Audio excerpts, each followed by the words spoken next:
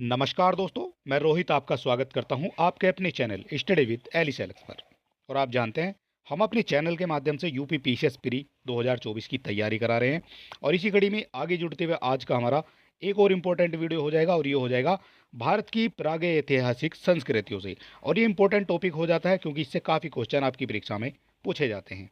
तो चलिए देर ना करते हुए शुरू कर लेते हैं आज का हमारा video, India's pre historic culture.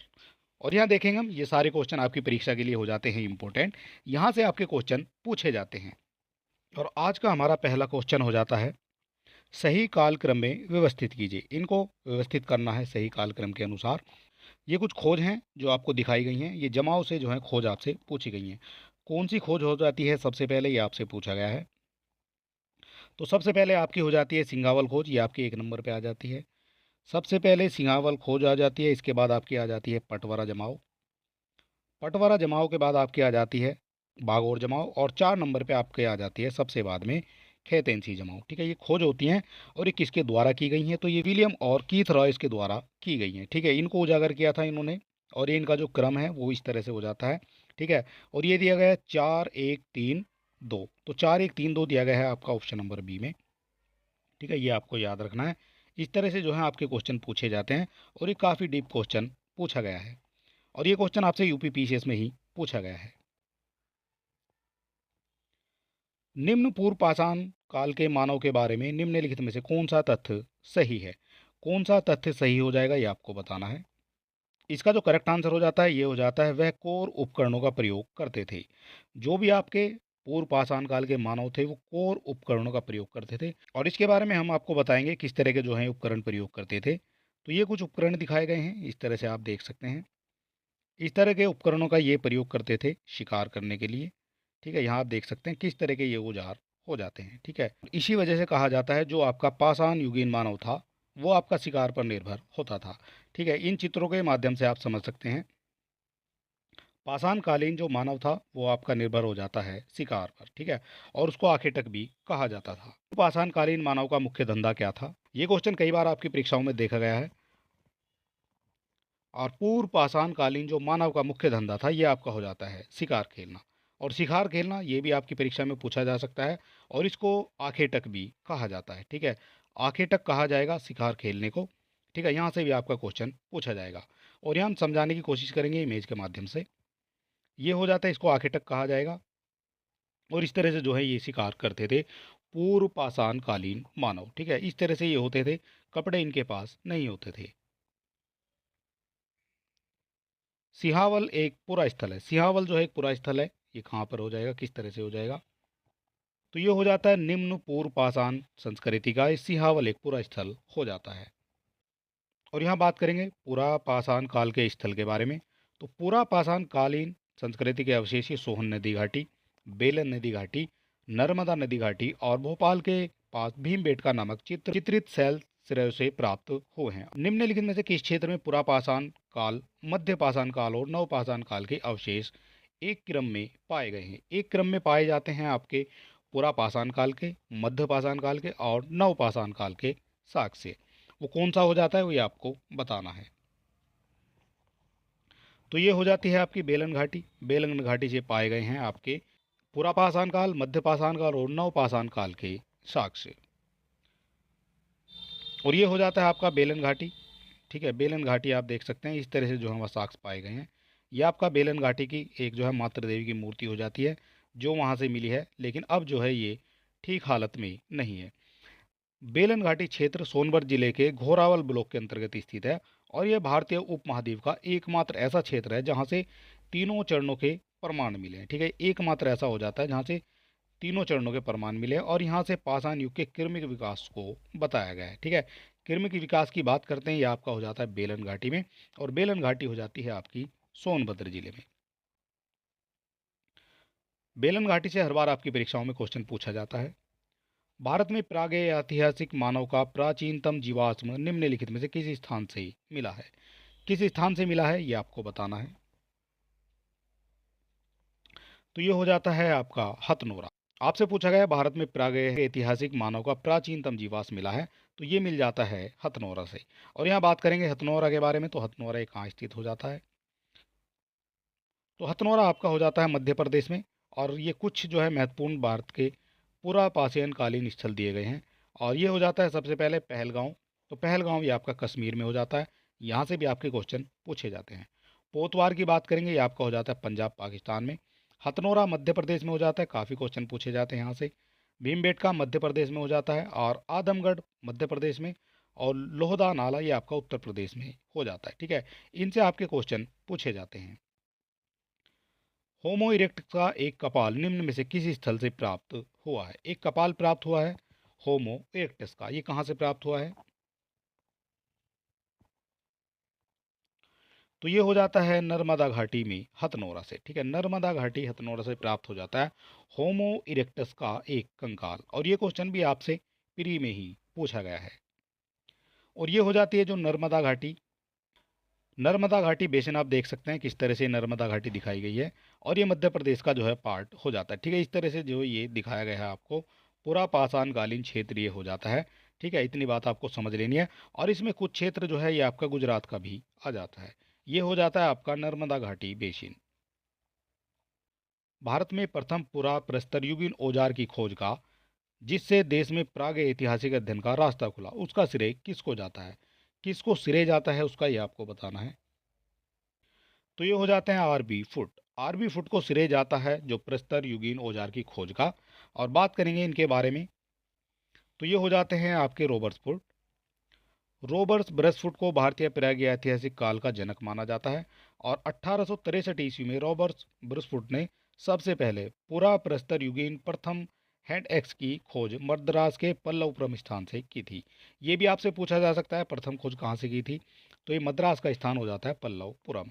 और जिसके फलस्वरूप भारत में प्रागेय ऐतिहासिक काल के अध्ययन का रास्ता खुला था। ठीक है, रॉबर्ट ब्रसफुट से जो है क्वेश्चन पूछे जाते हैं। कौन कौन से पूछे जाते हैं वो भी हम आपको दिखाएंगे। ये क्वेश्चन भी पूछा गया है रॉबर्ट ब्रसफुट से। भारत में सर्वप्रथम पूर्व पाषाणकालीन उपकरण रॉबर्ट ब्रसफुट को कब मिला था? कब मिला था ये आपसे पूछा गया है। तो ये हम आपको बता चुके हैं, 1863 की बात हो जाती है। ठीक है, जब इनको पूरा पाषाणकालीन उपकरण मिला था। और ये हो जाते हैं आपके रॉबर्ट ब्रूसफुट। ठीक है, ये आप देख सकते हैं इस तरह से इमेज के माध्यम से रॉबर्ट ब्रूसफुट। निम्नलिखित में से किसे भारत में प्रागैतिहासिक ऐतिहासिक पुरातत्व का जनक कहा जाता है? प्रागैतिहासिक ऐतिहासिक पुरातत्व का जनक कहा जाता है, ये कौन हो जाते हैं? तो ये भी आपके हो जाते हैं रॉबर्ट ब्रूसफुट। ठीक है, ये करेक्ट आंसर हो जाता है। भारत में प्रथम पुरापाषाणिक उपकरण की खोज करने वाले रॉबर्ट ब्रूसफुट कौन थे? कौन हो जाते हैं रॉबर्ट ब्रूसफुट?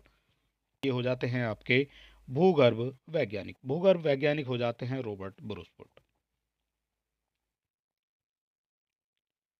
निम्नलिखित में से किसे फलक संस्कृति कहा गया है? फलक संस्कृति किसको कहा गया है? तो ये भी हो जाता है आपका मध्य पुरापाषाण कालीन संस्कृति को फलक संस्कृति कहा गया है। इस तरह के क्वेश्चन पूछे जाते हैं आपकी परीक्षा में।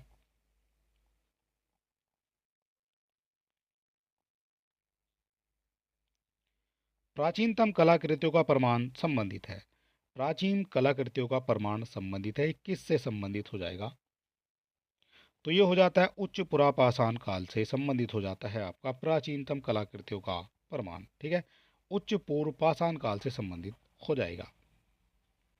और इससे पहले अगर अभी तक आपने हमारे चैनल को सब्सक्राइब नहीं किया तो आप सब्सक्राइब कर सकते हैं।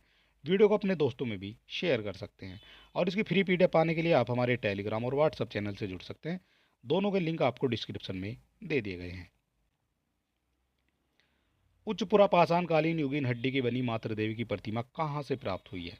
हड्डी की बनी मातृ देवी की प्रतिमा ये कहाँ से प्राप्त हुई है? तो ये हो जाती है बेलन घाटी उत्तर प्रदेश से। उत्तर प्रदेश से हो जाती है, इसलिए इंपॉर्टेंट हो जाता है क्योंकि उत्तर प्रदेश से आपके काफ़ी क्वेश्चन पूछे जाते हैं आपकी परीक्षा में। बेलन घाटी हो जाती है उत्तर प्रदेश में। और उत्तर प्रदेश के इलाहाबाद जिले में ये हो जाती है। और वर्तमान में इलाहाबाद को प्रयागराज कहा जाता है, ये भी आप जानते हैं। और यहाँ से हड्डी की बनी मातृ देवी की प्रतिमा जो है प्राप्त हुई है। ठीक है, ये भी आपको याद रखना है। बात करेंगे तहसील में बेलन घाटी क्षेत्र में स्थित एक लोधा ग्राम में, जो आपकी प्रयागराज तहसील है उसकी बात हो रही है। बेलन घाटी के क्षेत्र में स्थित लोधा नाम के तृतीय ग्रेवाल के अपरिचित जमाव से हड्डी बनी हुई है। और मातृ देवी की एक मूर्ति मिली है। भारत में उच्च पुरापाषाण काल के भूतात्विक स्तर से प्राप्त यह एकमात्र मूर्ति है। ठीक है, ये आपको समझ लेना है। और उच्च पुरापाषाण काल से प्राप्त मातृ देवी की मूर्ति विश्व की प्राचीनतम अस्थि निर्मित मातृ देवी की मूर्ति हो जाती है। ठीक है, और ये आप समझ सकते हैं किस तरह से जो है ये मूर्ति दिखाई गई है, इस तरह की ये मूर्ति हो जाती है। प्रारंभिक पूर्व मानव को किस नाम से जाना जाता था? प्रारंभिक पूर्व मानव को किस नाम से जाना जाता था? तो ये हो जाते हैं क्रोमैग्नन। क्रोमैग्नन के नाम से जाना जाता था जो आपके प्रारंभिक पूर्व मानव हो जाते हैं। ठीक है, और ये कितने साल पुरानी बात हो जाती है? तो ये बात हो जाती है 3.5 करोड़ साल पहली। 3.5 करोड़ साल पहले। और ये 3 से 4 फुट का एक जो है कपी हुआ करता था। ठीक है, और उससे जो है बनते बनते अब ये आज के इंसान बन गए। ठीक है, ये 3.5 करोड़ साल पहली बात हो जाती है। और इस तरह से जो है ये हुआ करते थे, क्या आप देख सकते हैं। निम्नलिखित मध्य पाषाणिक स्थलों को भौगोलिक दृष्टि से पश्चिम से पूर्व के क्रम में व्यवस्थित कीजिए। पश्चिम से करना है पूर्व के क्रम में आपको व्यवस्थित। कौन कौन सा हो जाता है ये आपको बताना है। तो सबसे पहले हम समझेंगे मैप के माध्यम से। ये हो जाता है आपका मैप। तो सबसे पहले आपका आ जाता है जो आपका पूछा गया महदाह। और महदाह हो जाता है ये इस तरह से। ठीक है, यहाँ आ जाता है महदाह आपका। इसके बाद आपका आ जाता है, और इसके पास ही आपको मिल जाएगा लेखनिया। यहीं आपको देखने को मिल जाता है लेखनिया। लेखनिया के बाद आपको मिलेगा यहाँ पर पैसरा। और पैसरा के बाद आपका आ जाता है ये वीरभानपुर। ठीक है, इस तरह से आपका एक क्रम हो जाता है। सबसे पहले आपका मैदाह आ जाता है, और इस तरह से जो एक क्रम दिखाया गया है तो ये हम देख लेते हैं। मैदाह सबसे पहले आ जाएगा और वीरभानपुर सबसे बाद में। तो ये हो जाता है 4 सबसे पहले आ जाएगा और 3 जो है सबसे बाद में आ जाता है। और ये दिया गया है आपका ऑप्शन नंबर सी में। सबसे पहले 4 नंबर आ जाएगा यानी महदाह आ जाएगा। इसके बाद आपका आ जाता है लेखनिया। लेखनिया के बाद आपका पैसरा। और पैसरा के बाद आपका वीरभानपुर आ जाता है। ठीक है, ऑप्शन नंबर सी हो जाता है आपका करेक्ट। और ये समझ लिया है आपने इमेज के माध्यम से।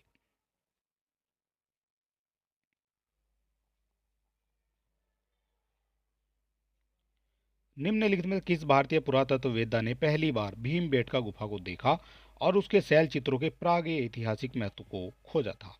पहली बार किसने देखा था और उसके शैल चित्रों को खोजा था? तो ये हो जाते हैं वीएस वाकनकर। वीएस वाकन के द्वारा भीमबेटका गुफा को देखा गया था और उसके शैल चित्रों के प्रागैतिहासिक महत्व को खोजा गया था। बात करेंगे इनके बारे में। वर्ष 1957 की ये बात हो जाती है, और पुरातत्वविद वीएस वाकनकर ने विश्व की प्रसिद्ध भीमबेटका के शैल चित्रों को खोजा था, और यहाँ से संपूर्ण प्रागैतिहासिक काल के मानव आवास के साक्ष्य भी मिले हैं। यहाँ से प्राप्त लगभग 700 गुफाओं के आश्रय में से 475 में शैल चित्र देखे जा सकते हैं। और यहाँ चित्रों का निर्माण उच्च पूर्व पाषाण काल में प्रारंभ हुआ था। ठीक है, ये भी आपको याद रखना है। और ये हो जाते हैं आपके वाकनकर। ठीक है, पूरा नाम आपसे पूछेगा वीएस वाकनकर का, तो ये आपके हो जाते हैं विष्णु श्रीधर वाकनकर। ठीक है, ये इनका हो जाता है पूरा नाम। भारत में किस शिलाश्रय से सर्वाधिक चित्र प्राप्त हुए हैं? किस शिलाश्रय से हो जाते हैं सर्वाधिक चित्र प्राप्त? तो ये हो जाती है आपकी भीमबेटका। यहाँ से जो है सर्वाधिक चित्र प्राप्त हुए हैं। और ये हो जाती है भीमबेटका के जो चित्र दिए गए हैं वो किस किस तरह से हो जाते हैं। यहाँ आप देख सकते हैं इस तरह से जो है ये चित्र प्राप्त हुए हैं भीमबेटका की गुफा से। ठीक है, ये दोनों तरह की जो है इमेज आप देख सकते हैं। ठीक है, कुछ इस तरह से जो है शिकार करते हुए इमेज दी गई है।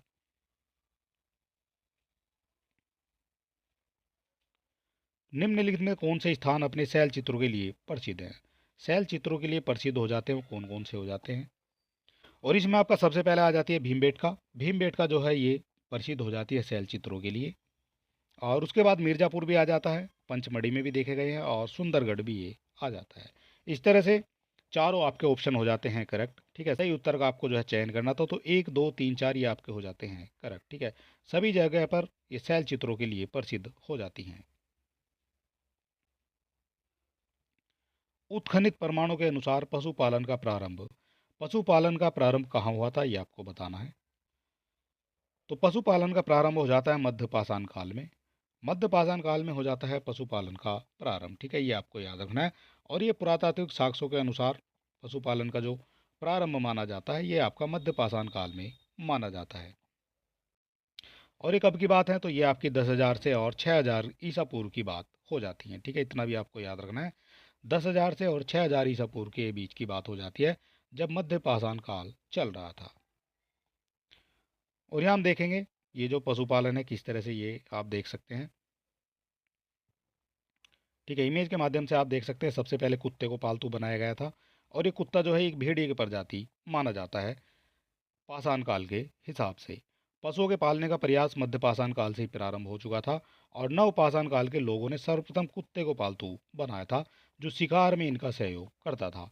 और भेड़ जो है दूसरा पशु हो जाता है जिसे मानव ने पालतू पशु के रूप में अपनाया था। तो पहला आपसे पूछा जाएगा कुत्ता हो जाता है, और दूसरा आपका हो जाता है तो ये भेड़ हो जाता है। ठीक है, और ये कुछ इस तरह से पशुपालन के साक्ष्य मिले हैं। तो पशुपालन में आपका बैलगाड़ी का भी प्रयोग जो है वहाँ देखने को मिला है, और इस पर जो है फसल को लाने ले जाने का काम करते थे। निम्नलिखित में से किस मध्य पाषाणिक स्थल से पशुपालन के साक्ष्य उपलब्ध हुए हैं? पशुपालन के साक्ष्य मिले हैं, ये कहाँ से मिले हैं? तो ये हो जाता है बागोर से। बागोर से आपके मिल जाते हैं पशुपालन के साक्ष्य। बागोर से आपके साक्ष्य मिले हैं पशुपालन के। और बागोर कहाँ स्थित हो जाता है, तो बागोर आपका हो जाता है राजस्थान में। ठीक है, ये बात आपको याद रखनी है, राजस्थान में आपका बागोर। यहाँ से मध्य पाषाण काल स्थल से पशुपालन के साक्ष्य मिले हैं। मध्य पाषाणिक संदर्भ में वन्य दान का प्रमाण कहाँ से मिला है? वन्य दान की बात हो रही है, कहाँ से मिले हैं? तो ये हो जाता है चौपानी मांडो से। चौपानी मांडो से धान के साक्ष्य मिले हैं। बात करेंगे इनके बारे में। यह भारत के उत्तर प्रदेश राज्य के आधुनिक प्रयागराज जिले में बेलन नदी घाटी में स्थित हो जाता है। ठीक है, ये हो जाता है आपका चौपानी मांडो।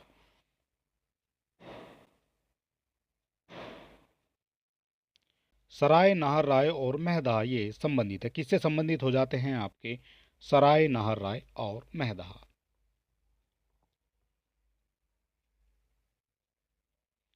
तो ये हो जाते हैं गंगा घाटी की मध्य पाषाण संस्कृति से, इनसे संबंधित हो जाते हैं आपके सराय नाहर राय और महदा।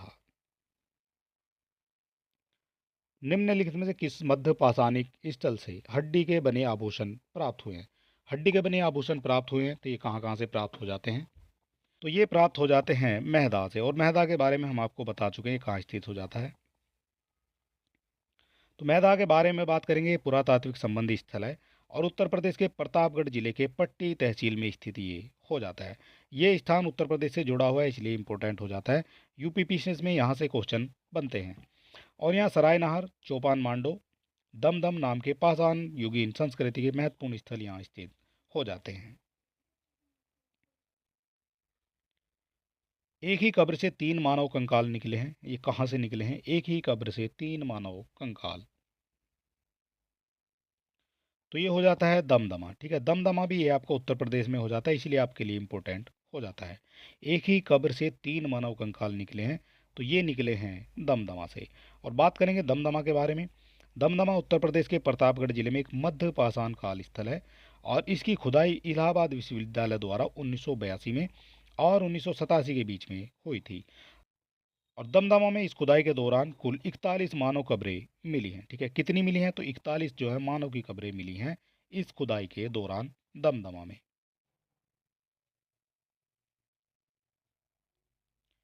दमदमा नामक पूरा स्थल संबंधित है, ये किससे संबंधित हो जाएगा? तो ये हो जाता है मध्य पाषाण काल से। हम अभी आपको ऊपर बता चुके हैं, मध्य पाषाण काल से संबंधित हो जाता है दमदमा। विंध्य क्षेत्र की किस शिलाश्रय से सर्वाधिक मानव कंकाल मिले हैं? विंध्य क्षेत्र के किस शिलाश्रय से सर्वाधिक मानव के कंकाल मिले हैं? तो ये हो जाता है लेखनिया। लेखनिया से मिले हैं सर्वाधिक मानव कंकाल। और लेखनिया जो है ये भी आपका विंध्य क्षेत्र के अंतर्गत आ जाता है। ठीक है, इतनी भी आपको याद रखनी है। विंध्य क्षेत्र में आ जाता है आपका लेखनिया, और यहाँ से प्राप्त हुए हैं साक्ष्य। झील के किनारे प्रारंभिक कृषि वाला स्थल हो जाएगा। झील के किनारे प्रारंभिक कृषि वाला स्थल, तो ये हो जाता है लोहरा देव। और लोहरा देव का संबंध भी आपका हो जाता है उत्तर प्रदेश से। और यहाँ से भी आपसे क्या क्या पूछा जाता है?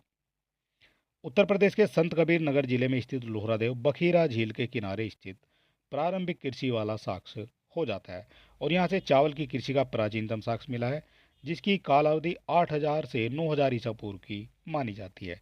और लोहरादेव से गोलाकार फर्श, स्तंभ गर्त और चूल्हों के प्रमाण भी मिले हैं। ठीक है, ये हो जाता है आपका लोहरादेव। ये पूछा जाएगा कहाँ से संबंधित है, तो ये हो जाता है संत कबीर नगर जिले में।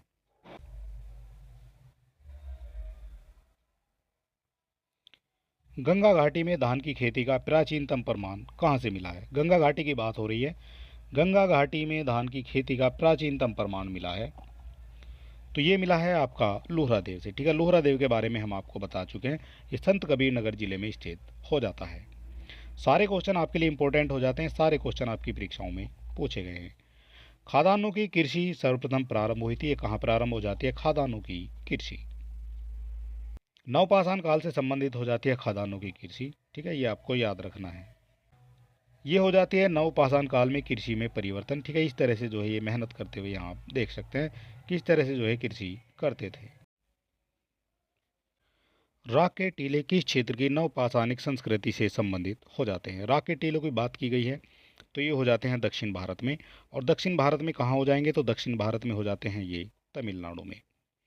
ठीक है, ये आपको याद रखना है, तमिलनाडु में हो जाते हैं।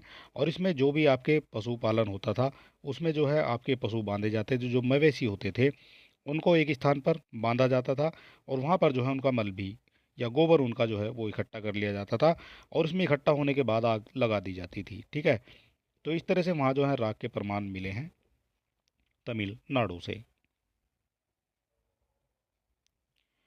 नवपाषाण कालीन गर्त निवासों के अवशेष कहाँ से मिले हैं, ये आपको बताना है। तो ये हो जाते हैं बुरझोम और गुफकराल से। ठीक है, यहाँ से आपके मिल जाते हैं गर्त निवासों के अवशेष। एक और दो आपके करेक्ट हो जाते हैं, और एक और दो दिए गए हैं आपके ऑप्शन नंबर डी में। तो यही आपका हो जाता है करेक्ट।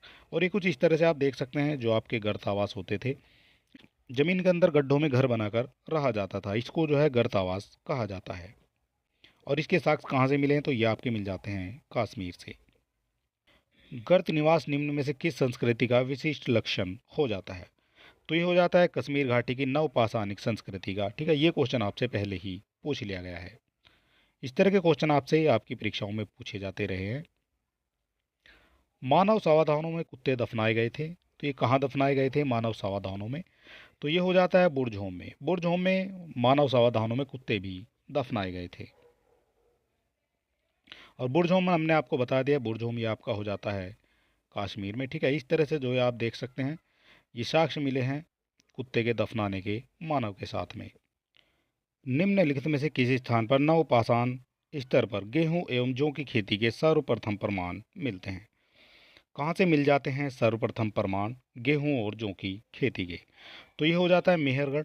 मेहरगढ़ से मिल जाएंगे जे गेहूं और जौ की खेती के सर्वप्रथम प्रमाण। और ये मेहरगढ़ कहाँ स्थित हो जाता है, ये भी आपके लिए इंपॉर्टेंट हो जाता है। यहाँ से भी आपके क्वेश्चन पूछे जाते हैं।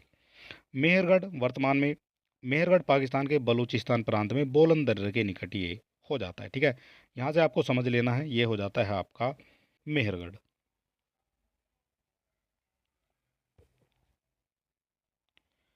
निम्न में से किसी एक पुरास्थल से पाषाण संस्कृति से लेकर हड़प्पा सभ्यता तक के सांस्कृतिक अवशेष प्राप्त हुए हैं? ये कहाँ से प्राप्त हुए हैं सांस्कृतिक अवशेष? तो ये हो जाते हैं मेहरगढ़ से। और मेहरगढ़ के बारे में हमने आपको बता दिया है ऊपर। ठीक है, और ये क्वेश्चन भी आपसे यूपी पीसीएस प्री में पूछा गया है। और ये हो जाता है मेहरगढ़ का, कुछ इस तरह से आप देख सकते हैं मेहरगढ़ का चित्र। ठीक है, यहाँ आप देख सकते हैं ये मेहरगढ़ पुरातत्व स्थल का हवाई दृश्य हो जाता है। इस तरह से जो ये मेहरगढ़ हो जाता है। ठीक है, यहाँ आप देख सकते हैं किस तरह से जो है बस्तियाँ बनाई गई हैं मेहरगढ़ में।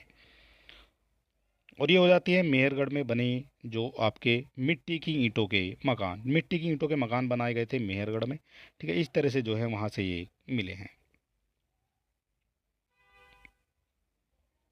उस स्थल का नाम बताइए जहाँ से प्राचीनतम स्थायी जीवन के प्रमाण मिले हैं। प्राचीनतम स्थायी जीवन के प्रमाण मिले हैं, वो कौन सी जगह हो जाती है? तो ये भी आपका हो जाता है मेहरगढ़। ठीक है, मेहरगढ़ के बारे में हम आपको पहले ही बता चुके हैं। मेहरगढ़ जो है मानव जीवन के स्थायी साक्ष्य मिले हैं। और ये बस्ती पाकिस्तान में स्थित हो जाती है बलूचिस्तान प्रांत में, इतनी बात आपको याद रखनी है। और यहाँ से कृषि करने और लोगों के लिए स्थायी निवास हेतु कच्चे घरों के साक्ष्य भी मिले हैं। और बात करेंगे मेहरगढ़ के बारे में, तो मेहरगढ़ जो है भारतीय उपमहाद्वीप में पालतू भैंस का प्राचीनतम साक्ष्य भी यहीं से मिला है। भैंस का अगर साक्ष्य आपसे पूछा जाएगा ये कहाँ से मिला है, तो ये भी आपका मिल जाता है मेहरगढ़ से। कृषि की बात की गई है तो कृषि का भी साक्ष्य आपका मिल जाता है मेहरगढ़ से। ठीक है, इतनी बातें आपको मेहरगढ़ से याद रखनी है। भारतीय उपमहाद्वीप में पालतू भैंस का प्राचीनतम साक्ष्य कहाँ से प्राप्त होता है? ये क्वेश्चन आ गया है आपके सामने, पालतू भैंस का प्राचीनतम साक्ष्य, तो ये भी आपका हो जाता है मेहरगढ़। ठीक है, इतना आपको याद रखना है मेहरगढ़ से। और मेहरगढ़ से काफ़ी क्वेश्चन आपके पूछे जाते हैं। मानव द्वारा सर्वप्रथम प्रयुक्त अनाज कौन सा हो जाता है? मानव द्वारा सर्वप्रथम प्रयुक्त अनाज, तो ये हो जाता है जौ। और ये हो जाता है जौ, इस तरह से जौ होता है। ठीक है, आप देख सकते हैं इमेज के माध्यम से। तामासरण काल में महाराष्ट्र के लोग मृतकों के शरीर को फर्श के नीचे रखकर किस तरह दफनाते थे? किस तरह दफनाते थे मृतकों को, और किधर किधर से जो है इनके सर रखे जाते थे? तो ये हो जाते हैं उत्तर से दक्षिण की ओर। और उत्तर से ये आपका उत्तर की तरफ सर होता था, और इसके बाद जो है दक्षिण की तरफ इनके पैर रखे जाते थे। ठीक है, और ये एक नमूना आप देख सकते हैं। ठीक है, ये आपका उत्तर की तरफ, और इसके जो पैर हैं ये आपके हो जाते हैं आपके दक्षिण की तरफ। ठीक है, इस तरह से जो है दफनाया जाता था फर्श के नीचे मृतकों को।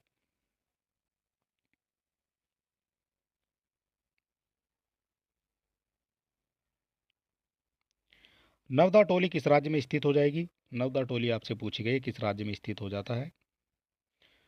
तो ये हो जाता है मध्य प्रदेश में। मध्य प्रदेश में स्थित हो जाता है नवदा टोली। और यहाँ दिखाया गया है नवदा टोली एक प्रागीय ऐतिहासिक स्थान है जो नर्मदा नदी के दोनों ओर स्थित हो जाता है। ठीक है, यहाँ से आपके क्वेश्चन पूछे जाते हैं। नवदा टोली का उत्खनन किसने किया था, ये भी आपसे पूछा जाता है। नवदा टोली का उत्खनन किसने किया था? तो ये हो जाते हैं H D Shankalia. H D Shankalia के द्वारा नवदा टोली का उत्खनन किया गया था। ठीक, इनाम गांव भारत के किस राज्य में स्थित हो जाता है? तो इनाम गांव हो जाता है आपका महाराष्ट्र में। ठीक है, इनाम गांव से पूछा गया तो इनाम गांव आपका महाराष्ट्र में स्थित हो जाता है, जो ताम्रपाषाण काल का स्थल हो जाता है। ठीक है, भारत के किसी स्थल की खुदाई में लौह धातु की प्रचलन के प्राचीनतम प्रमाण मिले हैं? ये हो जाएगा आपका अतरंजी खेड़ा। अतरंजी खेड़ा की खुदाई से मिले हैं लौह धातु के प्रचलन के प्राचीनतम प्रमाण। और ये अतरंजी खेड़ा कहाँ स्थित हो जाता है? तो अतरंजी खेड़ा की बात करेंगे तो ये आपका उत्तर प्रदेश के एटा में स्थित हो जाता है। ठीक है, एटा यूपी में स्थित हो जाता है आपका अतरंजी खेड़ा। ठीक है, यहाँ से भी आपके क्वेश्चन पूछे जाते हैं। दक्षिण भारत की वृद्ध पाषाण समाधियाँ संबंधित हैं। दक्षिण भारत की वृद्ध पाषाण समाधियाँ किससे संबंधित हो जाएंगी? तो ये हो जाती हैं लोहकाल से। लोहकाल से संबंधित हो जाती हैं दक्षिण भारत की वृद्ध पाषाण समाधियाँ।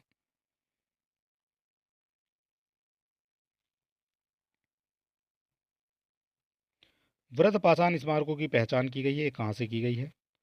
वृद्ध पाषाण स्मारकों की पहचान की गई है, तो ये हो जाते हैं मृतकों को दफनाने के स्थानों के रूप में वृद्ध पाषाण स्मारकों की पहचान की गई है। गैरिक मृतभांड पात्र यानी ओसीपी का नामकरण हुआ था। ओसीपी का नामकरण हुआ था, तो ये हो जाता है हस्तिनापुर में। हस्तिनापुर में हो जाता है गैरिक मृतभांड पात्र का नामकरण। और ओसीपी की फुल फॉर्म आपसे पूछी जाएगी तो ओसीपी की फुल फॉर्म भी आपको बता देनी है। ओसीपी यानी ओचरे कलर्ड पोट्री, यानी इसको गैरिक भांड भी कहा जाता है। ठीक है, गैरिक मृद भांड के नाम से इसको जाना जाता है। और ये होता है ओचरे कलर्ड पोट्री। ओसीपी की जो है इसको कहा जाएगा। निम्नलिखित में कौन सा सही सुमेलित नहीं है, वो आपको बताना है कौन सा इनमें से सही सुमेलित नहीं है। तो कायदा जो है कर्नाटक से संबंधित नहीं है, ये आपका गलत हो जाता है। कायदा हो जाता है ये आपका मध्य प्रदेश से संबंधित। एमपी से संबंधित हो जाएगा कायदा, तो यही आपका हो जाता है जो सुमेलित नहीं है। चिरांद जो है बिहार से संबंधित हो जाएगा। पांडु राजा डिबी ये आपका बंगाल से संबंधित हो जाएगा। और दायमाबादी आपका महाराष्ट्र से संबंधित हो जाता है। और केवल कायथा जो है ये एमपी से संबंधित हो जाएगा, कर्नाटक से संबंधित नहीं है। आपसे पूछा गया कौन सा सुमेलित नहीं है, तो ए हो जाता है आपका करेक्ट। और ये हो जाता है आज का हमारा लास्ट क्वेश्चन। कोपेनहेगन संग्रहालय की सामग्री से पाषाण कांस्य और लोह युग का त्रियुगीय विभाजन किया गया था। त्रियुगीय विभाजन किया गया था पाषाण कांस्य और लोह युग का। थॉमसन ने किया था पाषाण, कांस्य और लोह युग का त्रियुगीय विभाजन। ठीक है, और बात करेंगे इनके बारे में। डेनमार्क के कोपेनहेगन के संग्रहालय की सामग्री का पाषाण, कांस्य और लोह युग में त्रियुगीय विभाजन जो थॉमसन ने 1820 ईस्वी में किया था। ठीक है, ये हो जाता है हमारा आज का प्रागैतिहासिक काल का वीडियो। और अगर आपको वीडियो पसंद आता है तो आप हमारे वीडियो को लाइक और शेयर कर सकते हैं और हमारे चैनल को सब्सक्राइब भी कर सकते हैं। और इसकी फ्री पीडीएफ पाने के लिए आप हमारे टेलीग्राम और व्हाट्सएप चैनल से जुड़ सकते हैं। दोनों के लिंक आपको डिस्क्रिप्शन में दे दिए गए हैं। तो चलिए दोस्तों, मिलते हैं नेक्स्ट वीडियो में और तब तक के लिए नमस्कार।